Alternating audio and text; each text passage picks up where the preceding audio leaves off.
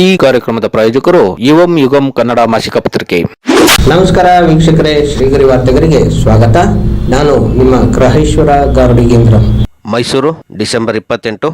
ವಿಜಯನಗರದ ಶ್ರೀ ಯೋಗನರಸಿಂಹಸ್ವಾಮಿ ದೇವಸ್ಥಾನದಲ್ಲಿ ನೂತನ ಕ್ರೈಸ್ತ ವರ್ಷಾರಂಭದ ಪ್ರಯುಕ್ತ ದಿನಾಂಕ 1/1/2025 ನಾಡೋಜ ಪ್ರೊಫೆಸರ್ ಭಾಷ್ಯಂ ಸ್ವಾಮೀಜಿ ನೇತೃತ್ವದಲ್ಲಿ 2 ಲಕ್ಷ ತಿರುಪತಿ ಮಾದರಿಯ ಲಡ್ಡು ವಿತರಣಾ ಕಾರ್ಯಕ್ರಮ ನಡೆಯುತ್ತಿರುವುದರ ಬಗ್ಗೆ ಪತ್ರಿಕಾಗೋಷ್ಠಿಯನ್ನು ನಡೆಸಲಾಯಿತು. ಈ ಸಂದರ್ಭದಲ್ಲಿ ಪ್ರೊಫೆಸರ್ ಭಾಷ್ಯಂ ಸ್ವಾಮೀಜಿ, ಡಾಕ್ಟರ್ ರಾಜ್ಕುಮಾರ್ ಅವರ ಪುತ್ರಿ ಲಕ್ಷ್ಮಿ, ಅಳಿಯ ಗೋವಿಂದರಾಜ್, ಮೈಸೂರು ವಿವಿ ಕುಲಪತಿ ಪ್ರೊಫೆಸರ್ MK ಲೋಕನಾಥ್, ದೇವಸ್ಥಾನದ ಆಡಳಿತಾಧಿಕಾರಿ N ಶ್ರೀನಿವಾಸನ್ ಸೇರಿದಂತೆ ಮತ್ತಿತರರು ಉಪಸ್ಥಿತರಿದ್ದರು. ಆಗಮಿಸುವ ಎಲ್ಲ ಭಕ್ತಾದಿಗಳಿಗೆ ಲಡ್ಡು ಪ್ರಸಾದ ವಿತರಣಾ ಕಾರ್ಯಕ್ರಮ ಹಮ್ಮಿಕೊಂಡಿದ್ದಾರೆ. ಇದು ತಮ್ಮೆಲ್ಲರಿಗೂ ಅನೂತನವಾಗಿ ನಡ್ಕೊಂಡು ಬಂದಿದೆ. ತಮಗೆಲ್ಲರಿಗೂ ವೇದ್ಯವಾದಂಥ ವಿಷಯ. ಈ ವರ್ಷ ಅಂದರೆ ದಿನಾಂಕ 1/1/2025 ಬುಧವಾರ ಪರಮಪೂಜ್ಯ ಭಾಷ್ಯಂ ಸ್ವಾಮೀಜಿಯವರು ದೇವಸ್ಥಾನಕ್ಕೆ ಆಗಮಿಸುವ ಎಲ್ಲ ಭಕ್ತಾದಿಗಳಿಗೆ ಲಡ್ಡು ವಿತರಣಾ ಕಾರ್ಯಕ್ರಮ ಹಮ್ಮಿಕೊಂಡಿದ್ದಾರೆ. ಈ ಕಾರ್ಯಕ್ರಮ 1/1/2025 ಬುಧವಾರ ಬೆಳಿಗ್ಗೆ 4 ಗಂಟೆಗೆ ಪ್ರಾರಂಭವಾಗುತ್ತದೆ. 4 ಗಂಟೆಗೆ ಶ್ರೀ ಸ್ವಾಮಿಗೆ ನಿತ್ಯಾರಾಧನೆ, ನಂತರ 4 ದಿವ್ಯ ಕ್ಷೇತ್ರಗಳಿಂದ ಬರ್ತಕ್ಕಂಥ ತೋಮಾಲೆ ಸೇವೆ. ಅದರಲ್ಲಿ ಒಂದು ಶ್ರೀರಂಗಂ ಕ್ಷೇತ್ರ, ಮಧುರೈ ಕ್ಷೇತ್ರ, ಕಾಂಚೀಪುರಂ ಕ್ಷೇತ್ರ, ಶ್ರೀವಿಲ್ಲಿಪುತ್ತೂರು ಕ್ಷೇತ್ರ, 4 ಕ್ಷೇತ್ರದಲ್ಲಿ ಬರ್ತಕ್ಕಂಥ ತೋಮಾಲೆಯನ್ನು ಶ್ರೀ ಸ್ವಾಮಿಗೆ ಧರಿಸಿ ವಿಶೇಷವಾದಂಥ ಅಲಂಕಾರವನ್ನು ಮಾಡಿ, ನಂತರ 50 ಕ್ವಿಂಟಾಲ್ ಪುಳಿಯೋಗರೆ ಪ್ರಸಾದವನ್ನು ನೈವೇದ್ಯ ಮಾಡಿ ಬರ್ತಕ್ಕಂಥ ಭಕ್ತಾದಿಗಳಿಗೆ ಲಡ್ಡು ಪ್ರಸಾದ ಮತ್ತು ಪುಳಿಯೋಗರೆ ಪ್ರಸಾದ ಎರಡನ್ನು ಹೊಸ ವರ್ಷದಂದು ಬೆಳಿಗ್ಗೆ 4 ಗಂಟೆಗೆ ಪ್ರಾರಂಭವಾಗಿ ನಿರಂತರವಾಗಿ ರಾತ್ರಿ 11 ಗಂಟೆವರೆಗೆ ಪರಮಪೂಜ್ಯ ಭಾಷ್ಯಂ ಸ್ವಾಮೀಜಿಯವರು ಅವರ ಅಮೃತ ಹಸ್ತದಿಂದ ದೇವಸ್ಥಾನಕ್ಕೆ ಆಗಮಿಸುವ ಎಲ್ಲ ಭಕ್ತಾದಿಗಳಿಗೆ ಯಾವುದೇ ಜಾತಿ ಮತ ಭೇದ ಇಲ್ಲದೆ ಪ್ರತಿಯೊಬ್ಬರಿಗೂ ಪ್ರಸಾದವನ್ನು ವಿತರಣಾ ಕಾರ್ಯಕ್ರಮ ಹಮ್ಮಿಕೊಂಡಿದ್ದಾರೆ. ಈ ಕಾರ್ಯಕ್ರಮ 20/12/2024 ಪ್ರಾರಂಭವಾಗಿದೆ. ಲಡ್ಡು ತಯಾರಿ ಕಾರ್ಯಕ್ರಮ. ಈ ಕಾರ್ಯಕ್ರಮ 31/12/2024 ಮುಕ್ತಾಯವಾಗುತ್ತದೆ. ಇದರಲ್ಲಿ 100 ಜನ ನುರಿತ ಬಾಣಸಿಗರ ತಂಡ ಅನಾವೃತವಾಗಿ ಕೆಲಸವನ್ನು ಮಾಡ್ತಾ ಇದ್ದಾರೆ. ಇದಕ್ಕೆ ಆಗಿರ್ತಕ್ಕಂತಹ ಪದಾರ್ಥಗಳು ಒಂದು 100 kg ಕಡಲೆ ಹಿಟ್ಟು, ಒಂದು 100 ಕ್ವಿಂಟಾಲ್ ಕಡಲೆ ಹಿಟ್ಟು, 200 ಕ್ವಿಂಟಾಲ್ ಸಕ್ಕರೆ, 5,000 ಲೀಟರ್ ಖಾದ್ಯ ತೈಲ ರಿಫೈಂಡ್ ಆಯಿಲ್ ಹಾಗೂ ಉತ್ಕೃಷ್ಟವಾಗಿ ದ್ರಾಕ್ಷಿ, ಗೋಡಂಬಿ, ಬಾದಾಮಿ, ಖರ್ಜೂರ, ಏಲಕ್ಕಿ, ಜಾಕಾಯಿ, ಜಾಪತ್ರೆ, ಪಚ್ಕಲ್ಪುರ, ಡೈಮಂಡ್ ಸಕ್ಕರೆ ಎಲ್ಲವನ್ನು ವಿಶೇಷವಾಗಿ ತಯಾರಿ ಮಾಡಿ ದಿನಾಂಕ 1/1/2025 ಬರುವ ಭಕ್ತಾದಿಗಳಿಗೆ ತಿರುಪತಿಯಲ್ಲಿ ಯಾವ ರೀತಿ ಭಕ್ತಾದಿಗಳಿಗೆ ಲಡ್ಡು ಪ್ರಸಾದವನ್ನು ಕೊಡ್ತಾರೋ ಅದೇ ರೀತಿ ಭಗವತ್ ಸಂಕಲ್ಪ ಆಗಿ ಭಾಷ್ಯಂ ಸ್ವಾಮೀಜಿಯವರ ಅಮೃತದಿಂದ ಬರುವ ಭಕ್ತಾದಿಗಳಿಗೆ ಲಡ್ಡು ವಿತರಣಾ ಕಾರ್ಯಕ್ರಮ ಹಮ್ಮಿಕೊಂಡಿದ್ದೀವಿ. ಈ ಕಾರ್ಯಕ್ರಮ 94ನೇ ಇಸವಿಯಲ್ಲಿ ಪ್ರಾರಂಭವಾಗಿತ್ತು. ಇದರ ಹಿನ್ನೆಲೆ ಏನಪ್ಪ ಅಂದರೆ, ನಿಮಗೆಲ್ಲ ವೇದ್ಯವಾದ ವಿಷಯ, 93ನೇ ಇಸವಿಯಲ್ಲಿ ನವೆಂಬರ್ ತಿಂಗಳಲ್ಲಿ ರಾಜ್ಕುಮಾರ್, ಪದ್ಮಭೂಷಣ್ ಡಾಕ್ಟರ್ ರಾಜ್ಕುಮಾರ್ ಅವರ ದಂಪತಿಗಳು ದೇವಸ್ಥಾನಕ್ಕೆ ಆಗಮಿಸಿ ಭಗವಂತನ ದರ್ಶನವನ್ನು ಪಡೆದು ಸ್ವಾಮೀಜಿಯವರ ಆಶೀರ್ವಾದ ಪಡೆದು ಹಾಗೆ ಮಾತಾಡ್ತಾ ಇರಬೇಕಾದ್ರೆ ಸ್ವಾಮೀಜಿಯವರೇ, ಇತ್ತೀಚಿನ ದಿನಗಳಲ್ಲಿ ಸಾಮಾನ್ಯ ಜನರಿಗೆ ತಿರುಪತಿ ದರ್ಶನ ಬಹಳ ಕಷ್ಟವಾಗಿದೆ. ಅದರಲ್ಲೂ ಅಲ್ಲಿ ನೀಡ್ತಕ್ಕಂಥ ತಿರುಪತಿ ಮಾಡಿದ ಲಡ್ಡು ಪ್ರಸಾದ ಸಿಗೋದು ಇನ್ನೂ ಕಷ್ಟ. ಕಾಮನ್ ಪೀಪಲ್ಗೆ ತುಂಬ ಕಷ್ಟ ಇದೆ. ಆದ್ದರಿಂದ ನಮ್ಮ ದೇವಸ್ಥಾನದಲ್ಲಿ ಯಾಕೆ ನಾವು ಲಡ್ಡುವನ್ನು ಮಾಡಬಾರ್ದು? ಇದಕ್ಕೆ ಸ್ವಾಮೀಜಿಯವರಿಗೆ ಗಾಬರಿ ಆಗೋದು. ಏನಪ್ಪ ಅಣ್ಣವ್ರು ಈ ಥರ ಆರ್ಡರ್ ಮಾಡಿದಾಗ ನಮಗೆ ಆಗಿನ ಕಾಲದಲ್ಲಿ ರಾಜ್ಕುಮಾರ್ ಸಾಹೇಬರು ಮಾತಾಡಿದರೆ ನಮಗೊಂಥರ ಖುಷಿ ಆಗೋದು. ಆ್ಯಕ್ಚುಲಿ ಆವಾಗ ಹೇಳಿ ಅಣ್ಣವ್ರು ಏನಾಗಬೇಕು ಅಂತ ಹೇಳಿದ್ರು, ಇಲ್ಲೇ ಲಡ್ಡು ಪ್ರಸಾದ ಮಾಡಿ. ಸರಿ ಸ್ವಾಮಿ, ನೀವು ಹೇಳಿ ಯಾವ ಡೇಟ್, ಮುಂದಿನ ವರ್ಷವೇ ಮಾಡ್ಬೋದು. ಇದೇ ಆಗಿದ್ದು ಆ್ಯಕ್ಚುಲಿ, ಅದು ನಡೆದು ಬಂದ ಸಂದರ್ಭ ಅದು. ಆವಾಗ 94ನೇ ಇಸವಿ 1/1/94 ಇಸವಿ ಇವಾಗ ರಾಜ್ಕುಮಾರ್ ಸಾಹೇಬರು, ನನ್ನ ಪ್ರಕಾರ ಅಲ್ಲ ಹೇಳ್ಬಾರ್ದು, ಯಾರಿಗೂ 5 ಪೈಸಾ ಕೊಟ್ಟಿಲ್ಲ ಅವರು. ಆ್ಯಕ್ಚುಲಿ ಯಾಕೆ ಸಾಮಾನ್ಯವಾಗಿ ಯಾರಿಗೂ ಕೊಡೋದಿಲ್ಲ ಅವರು. ಸ್ವಾಮೀಜಿಯವರಿಗೆ 1,000 ರೂಪಾಯಿ ಕೊಟ್ಟರು. ನನಗೆ ಆಶ್ಚರ್ಯ, ಯಾಕೆ ಪಾಪ ಜೋಬಲ್ಲಿ ದುಡ್ಡು ಇಟ್ಕೊಳ್ಳೋದಿಲ್ಲ. ನಾನು ಹೊಡೆದಾಗೆ ನಿಮಗೆಲ್ಲ ಗೊತ್ತಿರಬೇಕು. ಆ್ಯಕ್ಚುಲಿ ಸ್ವಾಮೀಜಿ 1000 ರೂಪಾಯಿ ಕೊಡ್ತಾರೆ, ಸ್ವಾಮೀಜಿಯವ್ರ ಕೈ ನಡುತ್ತೆ. ಆ್ಯಕ್ಚುಲಿ ಸಣ್ಣವ್ರು ಹೇಳಿದ್ದಾರೆ, ಅವರ ಆದೇಶ ಪಾಲಿಸಬೇಕು ಅಂತೇಳಿ 94ನೇ ಇಸ್ವಿಲಿ 4 ಜನ ಬಾಣಸಿಗರ ತಂಡ ತಿರುಪತಿಗೆ ಕರೆಸಿ 1000 ಲಡ್ಡುವನ್ನು ಮಾಡೋದು. ಆಗಿನ ಕಾಲದಲ್ಲಿ 1000 ರೂಪಾಯಿಗೆ 1000 ಲಡ್ಡು ಬರ್ತಾಯಿತ್ತು. ಈಗ ನಾನು 40 ಲಕ್ಷ ಖರ್ಚು ಮಾಡೋದು. ನಾನು ಆವಾಗ ಅಲ್ಲಿಂದ ಪ್ರಾರಂಭವಾಗಿತ್ತು 94ನೇ ಇಸ್ವಿ. ಆವಾಗ ಅದೇ ಹಾಗೆ ಪ್ರತಿ ವರ್ಷ 1000 2000 2000 4000 5000 10,000 ಕಾರ್ಯಕ್ರಮ ದಿನೇ ಜಾಸ್ತಿಯಾಗಿ ಇವತ್ತಿನ ದಿವಸ 2000ಕ್ಕೂ ಹೆಚ್ಚಾಗಿ ಲಡ್ಡು ಪ್ರಸಾದ ವಿತರಣೆ ಎಲ್ಲ ತಯಾರಿ ಮಾಡ್ತಾ ಇದ್ವಿ. ಈಗ ಆಲ್ರೆಡಿ ಒಂದು 60% ತಯಾರಿ 2 ಲಕ್ಷಕ್ಕೂ ಮಿಗಿಲಾಗಿದೆ, ಜಾಸ್ತಿನೇ ಆಗಿದೆ. ಏಕೆಂದರೆ ಭಕ್ತಾದಿಗಳ ಬೇಡಿಕೆ ಜಾಸ್ತಿ ಆಗ್ತಾ ಇದೆ ಇತ್ತೀಚಿನ ದಿನಗಳಲ್ಲಿ. ಹಾಗೆ ದಿನೇ ಹೆಚ್ಚಾಗಿ 98ನೇ ಇಸ್ವಿಲಿ ಮೇ 27 ಕುಂಭಾಭಿಷೇಕವನ್ನು ಪದ್ಮಭೂಷಣ್ ಡಾಕ್ಟರ್ ರಾಜ್ಕುಮಾರ್ ಅವರ ಅಮೃತಸರದಲ್ಲಿ ಸ್ವರ್ಣ ಕಲಶ ಪ್ರತಿಷ್ಠಾಪನೆ ಆಯಿತು. ಆ ಸಂದರ್ಭದಲ್ಲಿ ಭಾಷ್ಯಂ ಸ್ವಾಮೀಜಿಯವ್ರನ್ನ ರಾಜ್ಕುಮಾರ್ ಅವರು ಮಾತಾಡ್ಸಿದ್ರು. ಸ್ವಾಮೀಜಿಯವರೇ, ಹೇಗೆ ನಡೀತಾ ಇದೆ ಲಾಡು ಕಾರ್ಯಕ್ರಮ? ಭಾಳ ಸಂತೋಷ, ಚೆನ್ನಾಗಿ ನಡೀತಾ ಇದೆ, ನಡೀಲಿ ನಮ್ಮ ಸಹಕಾರ ಉಂಟು ಅಂತೇಳಿ. ಅದು ಭಾಳ ಸಂತೋಷವಾದ ವಿಷಯ.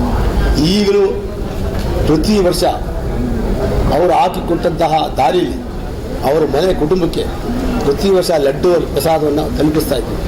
ಇದೊಂದು ಶ್ಲಾಘನೀಯವಾದ ವಿಷಯ. ಮುಂದೆ ನಾವು ಮುಖ್ಯವಾಗಿ ಬೇಕಾದಂತಹ ಭದ್ರತೆ ನಮ್ಮ ಪೊಲೀಸ್ ಡಿಪಾರ್ಟ್ಮೆಂಟಿಂದಾಗಲಿ, ಸಂಚಾರಿ ಆಗಲಿ, ಕಾನೂನು ಸುವ್ಯವಸ್ಥೆ ಆಗಲಿ, ಆವಾಗಲೇ ಅವ್ರಿಗೆಲ್ಲ ಮನವಿ ಮಾಡಿದ್ದೀವಿ. ಅವರು 1ನೇ ತಾರೀಕು ಬಂದು ಅದಕ್ಕೆ ಯಾವ ರೀತಿ ಭಕ್ತಾದಿಗಳನ್ನ ನಾವು ಸರಳವಾಗಿ, ಯಾವುದೇ ತೊಂದರೆ ಇಲ್ಲದೆ, ಯಾವುದೇ ಅನಾಹುತ ಆಗದೆ ಅಂತ ನಾವು ದರ್ಶನವಾಗಿ ವ್ಯವಸ್ಥೆ ಮಾಡೋಕ್ಕೆ ಅವರು ಒಪ್ಕೊಂಡಿದ್ದಾರೆ. ಇನ್ನೊಂದು ಭಾಗವಾಗಿ ಈ ಸಾರ್ವಜನಿಕವಾಗಿದ್ದ ಲಡ್ಡು ವಿತರಣಾ ಕಾರ್ಯಕ್ರಮಕ್ಕೆ ಯಾವುದೇ ಅನಾಹುತ ಆಗಬಾರ್ದು, ಆಘಾತ ಆಗಬಾರ್ದು, ಚಾಮರಾಜನಗರದಲ್ಲಿ ಹಿಂದೆ ಆಗಿರಬೇಕು, ಆ ಥರ ಯಾವುದೇ ತೊಂದರೆ ಆಗಬಾರ್ದು ಅನ್ನೋಕ್ಕೋಸ್ಕರ ನಮ್ಮ FSSAI food safety security authority of ಇಂಡಿಯಾದವರು ಆವಾಗಲೇ ನಮಗೆ ಮಾರ್ಗಸೂಚನೆ ಕೊಟ್ಟಿದ್ದಾರೆ. CC ಕ್ಯಾಮ್ರಾ ಅಳವಡಿಸಬೇಕು ಅಂತ ಹೇಳಿದ್ದಾರೆ. ಹಾಗೂ ಯಾರು ನಮಗೆ ಅಪರಿಚಿತ ವ್ಯಕ್ತಿಗಳನ್ನ ಒಳಗೆ ಸೇರಿಸಬೇಡಿ ಅಂತ ಹೇಳಿದ್ದಾರೆ. ಅದನ್ನೆಲ್ಲ ನಾವು ಸೂಕ್ತವಾಗಿ ಪಾಲಿಸ್ತಾ ಇದ್ದೀವಿ. ಮೈಸೂರು ಜಿಲ್ಲಾಡಳಿತದ ಇನ್ಸ್ಟ್ರಕ್ಷನ್ ಬಂದಿದೆ ನಮಗೆ. ಅದರಲ್ಲೂ ಮುಖ್ಯವಾಗಿ ಮೈಸೂರು ಸಿಟಿ ಕಾರ್ಪೊರೇಷನಿಂದ ಹೆಲ್ತ್ ಇನ್ಸ್ಪೆಕ್ಟರ್ ಬಂದು ಅದನ್ನು ಚೆಕ್ ಮಾಡ್ಕೊಂಡು ಹೋಗಿದ್ದಾರೆ. ನಮ್ಮ ಆರೋಗ್ಯ ಇಲಾಖೆಯವರು ಬಂದು ಶುಚಿತ್ವವನ್ನು ಕಾಪಾಡಿ ಅಂತ ಹೇಳಿದ್ದಾರೆ. FSSAI ಅವರು ಬಂದು ಇದರ ಆವಾಗಲೇ ಗುಣಮಟ್ಟವನ್ನು ಪರೀಕ್ಷೆ ಮಾಡಿ ಅದು ಓಕೆ ಕೊಟ್ಟು ನಡೀತಾ ಇದೆ. ಅವರು ಕೈಯಿಂದ ಮಾರ್ಗಸೂಚಿಯನ್ನು ಕೊಟ್ಟಿದ್ದಾರೆ, ಅದನ್ನು ನಾವು ಪಾಲಿಸ್ತೀವಿ. ಇದಕ್ಕೂ ಮುಂಚೆ ನೆಕ್ಸ್ಟು ಆ ದಿನಾಂಕ 1/1/2025 ಬರುವ ಭಕ್ತಾದಿಗಳಲ್ಲಿ ನಮ್ಮ ವಯಸ್ಸಾದವರು 60 ವಯಸ್ಸಾದವರು ಬಂದರೆ ಅವ್ರಿಗೊಂದು ಸೂಕ್ತವಾಗಿ ಸುಲಭವಾಗಿ ದರ್ಶನವನ್ನು ಮಾಡ್ತಕ್ಕಂಥ ವ್ಯವಸ್ಥೆಯನ್ನು ನಮ್ಮ ಕಡೆ ಒಂದು 50-100 ಜನ ವಾಲಂಟಿಯರ್ಸು ಅವ್ರು ಕರ್ಕೊಂಡು ಹೋಗಿ ವ್ಯವಸ್ಥೆ ಮಾಡಿದ್ದಾರೆ. ಅದಲ್ಲದೆ ನಮ್ಮ ವಿಶೇಷ ಚೇತನರು ಯಾರಾಗಲಿ, ವಯಸ್ಸಾದವರಾಗಿರ್ಬೋದು, ಹ್ಯಾಂಡಿಕ್ಯಾಪ್ ಆಗಿರ್ಬೋದು, ಅವ್ರಿಗೂ ಸೂಕ್ತವಾಗಿ ಸುಲಭವಾಗಿ ದೇವರ ದರ್ಶನವನ್ನು ಪಡೆದು ಭಗವಂತನ ಪ್ರಸಾದವನ್ನು ಸ್ವೀಕರಿಸಿ ಅವರು ಸಂತುಷ್ಟರಾಗಿ ತೆರಳಬೇಕು. ಆ ಥರ ವ್ಯವಸ್ಥೆಯನ್ನು ಭಾಷಣ ಸ್ವಾಮೀಜಿಯವರು ಮಾಡ್ತಾ ಇದ್ದಾರೆ. ನಮ್ಮ ದೇವಸ್ಥಾನದ ಮಂಡಳಿಯಿಂದ ನಾವು ವ್ಯವಸ್ಥೆ ಮಾಡ್ತೀವಿ. ನಾವು ಇದು ಮಾಡ್ತಕ್ಕಂಥ ಮುಖ್ಯ ಉದ್ದೇಶ ಲೋಕ ಕಲ್ಯಾಣಾರ್ಥವಾಗಿ, ಯಾವುದೇ ಜಾತಿ ಮತ ಭೇದ ಇಲ್ಲದೆ ಹೊಸ ವರ್ಷ ಎಲ್ಲ ಭಕ್ತಾದಿಗಳು ಸುಖ, ಸಂತೋಷ, ನೆಮ್ಮದಿ, ಆಯುಸ್ಸು, ಆರೋಗ್ಯ, ಐಶ್ವರ್ಯ, ಈಗಿನ ಕಾಲದಲ್ಲಿ ಮುಖ್ಯವಾಗಿ ಬೇಕಾಗಿರುತ್ತೆ ಆರೋಗ್ಯ, ಎಲ್ಲವನ್ನೂ ಆ ಭಗವಂತ ನೀಡಿ ಹೊಸ ವರ್ಷ ಸಂತುಷ್ಟರಾಗಬೇಕು ಅನ್ನೋ ಭಕ್ತಿಯಿಂದ ನಾವು ಈ ಕಾರ್ಯಕ್ರಮ ಮಾಡ್ತಾ ಇದ್ದೀವಿ. ನಾನು ಮಾಧ್ಯಮದ ಮೂಲಕ ಕೇಳಿಕೊಳ್ಳುವುದೇನೆಂದರೆ, ದಿನಾಂಕ 1/1/2025 ಬುಧವಾರ ಬೆಳಗ್ಗೆ 4 ಗಂಟೆಗೆ ಭಕ್ತಾದಿಗಳು ದಯವಿಟ್ಟು ಆಗಮಿಸಿ ಭಗವಂತನ ದರ್ಶನವನ್ನು ಪಡೆದು ಲಡ್ಡು ಪ್ರಸಾದವನ್ನು ಭಾಷ್ಯಂ ಸ್ವಾಮೀಜಿಯವರ ಅಮೃತದಿಂದ ಸ್ವೀಕರಿಸಿ, ಪುಳಿಯೋಗರೆ ಪ್ರಸಾದವನ್ನು ಸ್ವೀಕರಿಸಿ ಹೊಸ ವರ್ಷ ಎಲ್ಲರಿಗೂ ಹರ್ಷವನ್ನುಂಟು ಮಾಡಲಿ, ಸಂತೋಷವನ್ನುಂಟು ಮಾಡಲಿ, ಸುಖ, ಸಂತೋಷ, ನೆಮ್ಮದಿ ಎಲ್ಲರಿಗೂ ಬಾಳಲಿ ಅಂತ ನಾಯಿ ಮಾಧ್ಯಮದ ಮೂಲಕ ಪ್ರಾರ್ಥನೆ ಮಾಡಿಕೊಂಡು ಆಗ ಈ ದೇವಸ್ಥಾನದ ಒಂದು ನಿರ್ಮಾಣ ಸಮಯದಲ್ಲಿ ನಮ್ಮ ಯಜಮಾನರಾದ ಅಪ್ಪಾಜಿಯವರು ಮತ್ತು ಅಪ್ಪನವರು ಬಂದು ಈ ಒಂದು ಜಾಗದಲ್ಲಿ ಇಲ್ಲಿ ಪ್ರಸಾದವನ್ನು ವಿನಿಯೋಗ ಮಾಡಲೇಬೇಕು ಅಂತೇಳಿ ಅವತ್ತಿನ ದಿವಸ ಇಲ್ಲಿ ಈ ನೋಟಲ್ಲಿ ಎಲ್ಲ ಬರ್ದಿದ್ದಾರೆ ಅವರು. ಮತ್ತೆ ಅದನ್ನು ರಿಪೀಟ್ ಮಾಡಕ್ಕೆ ಹೋಗಲ್ಲ. ತುಂಬಾ ವರ್ಷ ಅವರು ನಡೆಸ್ತಕ್ಕಂಥ ಈ ಕೈಂಕರ್ಯಗಳು, ಸ್ವಾಮಿ ಪೂಜೆ ಮತ್ತೆ ಹೋಮ ನಿಜವಾಗಿ ಎಲ್ಲೂ ನೋಡಿಲ್ಲ ನನಗೆ ಈ ಥರ ಹೋಮನ. ಪ್ರತಿ 2 ವರ್ಷಕ್ಕೆ 2 ಹೋಮ ಸುದರ್ಶನ ಹೋಮ ಮಾಡ್ತಾರೆ ಸ್ವಾಮಿಗಳು.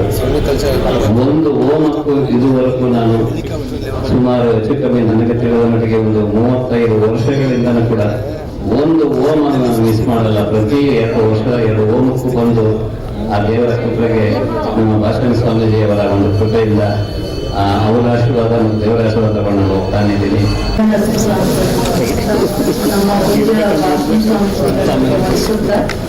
ತುಂಬ ಖುಷಿ ಆಗ್ತಾ ಇದೆ. ನಮ್ಮ ತಂದೆಗೆ ತುಂಬಾ ಪ್ರೀತಿ ಅವ್ರಿಗೆ. ಅವರು 93 ಇಸ್ವಿಲಿ ಇಲ್ಲಿ ಕುಂಭಾಭಿಷೇಕಕ್ಕೆ ಬಂದು ಅವರೇ ನೆರವೇರಿಸ್ಕೊಟ್ಟಿದ್ರು. ನಾವೆಲ್ಲ ಜೊತೆಲಿ ಬಂದಿದ್ವಿ. ನಮ್ಮ ಸ್ವಾಮೀಜಿ ಮನೆ ನಮಗೆ ತವ್ರ ಮನೆ ಇದ್ದಾಗೆ. ನಾವು ಬಂದಾಗೆಲ್ಲ ನಮಗೆ ಊಟ ತಿಂಡಿ ಕೊಟ್ಟು ಫಲ ತಾಂಬೂಲಗಳು ಕೊಟ್ಟು ಕಳ್ಸಿಕೊಡ್ತಾ ಇದ್ರು. ಇವಾಗಲೂ ಬರ್ತಾ ಇರ್ತೀವಿ. ವರ್ಷಕ್ಕೆ 2-3 ಸರಿ ಆದ್ರೂ ಬರ್ತಾನೆ ಇರ್ತೀವಿ. ಏನೇ ಪೂಜೆಗಳು ಮಾಡಿದ್ರು ಬರ್ತೀವಿ.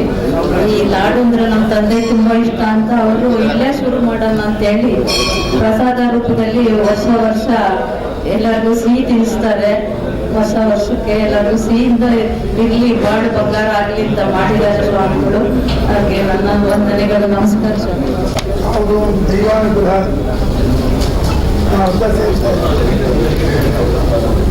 ಹೊಸ ವರ್ಷದ ಶುಭಾಶಯಗಳು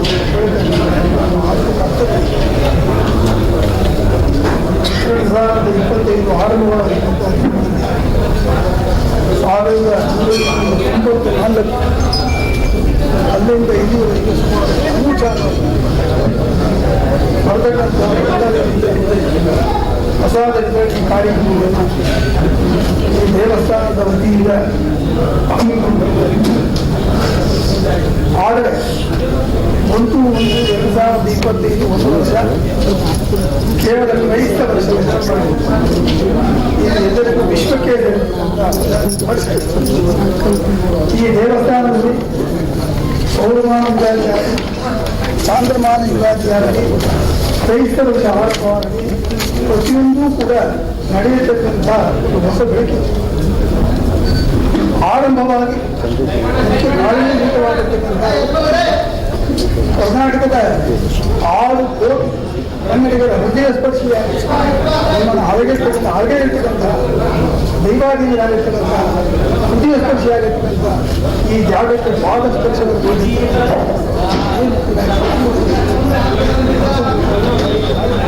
ಮಹತ್ತರವಾದ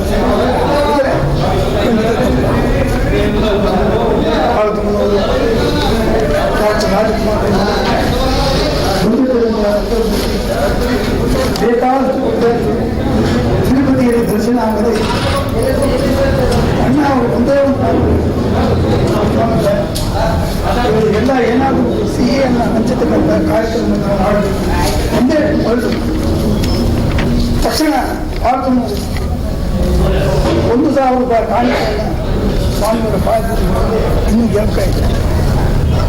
ಆ 1,000 ಕಾಣಿಕೆ ಇವತ್ತು 2 ಲಕ್ಷ ಲಾಡು ವಿತರಣೆಗೆ ಆಗ್ತಾ ಇದೆ ಅಂತಂದರೆ ಅಣ್ಣವರ ಮನಸ್ಸಿನ ಸಂಕಲ್ಪ, ಕನ್ನಡದ ಸಂಕಲ್ಪ, ಕರ್ನಾಟಕದ ಸಂಕಲ್ಪ, ಅವರ ಹೃದಯ ಸ್ಪರ್ಶಿಯಾದ ಮನಸ್ಸು ಇವತ್ತು ಅನುಚಾನವಾಗಿ ನಡೆದುಕೊಳ್ಳುತ್ತಿರ್ತಕ್ಕಂಥ ದಿನದಲ್ಲಿ ಕೇವಲ ಲಾಡು ವಿಜೃಂಭಣೆಯಲ್ಲ, ಧಾರ್ಮಿಕ ವಿಧಿ ಪರಂಪರೆ ಮುಖ್ಯವಾಗಿದೆ. ಈ ದೇವಸ್ಥಾನದಲ್ಲಿ ಯೋಗಾಸನ ಮಹತ್ತರವಾಗಿರ್ತಕ್ಕಂಥ ಯೋಗ, ದುರ್ಗದಕ್ಕೆ ಯೋಗ ಅಂತ, ಕ್ಷೇಮ ಅಂತಂದ್ರೆ ಕಾಪಾಡ್ತಕ್ಕಂಥ ಯೋಗ ಮತ್ತು ಕ್ಷೇಮ ಎರಡು ಕೂಡ ಹೊಸ ವರ್ಷಕ್ಕೆ ದೊರಕಲಿರ್ತಕ್ಕಂಥ ಅಭಿಪ್ರಾಯ.